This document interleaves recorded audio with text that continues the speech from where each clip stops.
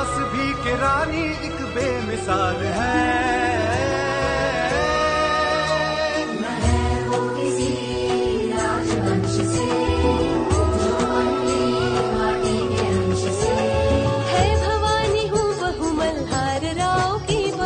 मालवा की भूमि का ये कण कण जिस पे निहाल है।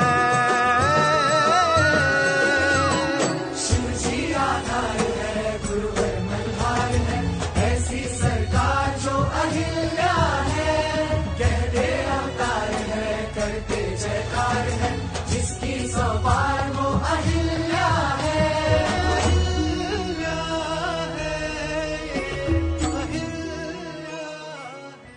मुघलांच्या आक्रमणामध्ये आमच्या संस्कृतीची पाळंमुळं मिटवण्याचं काम हे मुघलांनी केलं।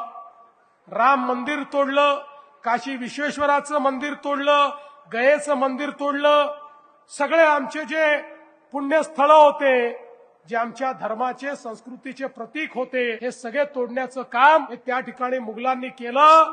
पण त्याच वेळी या सगळ्या मंदिरांचा जीर्णोद्धार करून पुन्हा एकदा आमच्या संस्कृतीला पुनरुज्जीवित करणारा जर कोणी असेल तर ते आमच्या पुण्यश्लोक अहिल्याबाई होळकर होत्या, ज्यांच्यामुळे आमच्या संस्कृतीचं पुनरुत्थान झालं।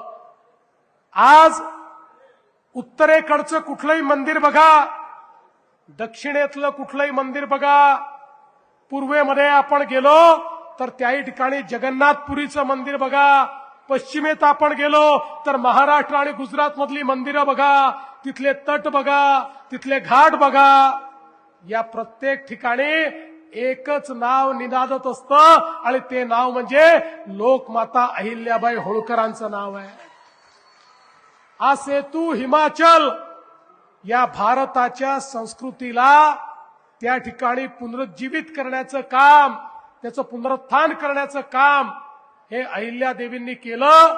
आणि म्हणूनच राम मंदिर आणि काशी विश्वनाथाच्या पुनरुत्थानाच्या वेळी आपले प्रधानमंत्री मोदीजींनी सांगितलं की आज आपण हे करू शकतो आहे, कारण कधीतरी मुघलांच्या आक्रमणामध्ये या मंदिरांना वाचवण्याचं काम हे पुण्यश्लोक अहिल्यादेवींनी केलं आणि म्हणून आज याची निशाणी आपल्याकडे उपलब्ध आहे।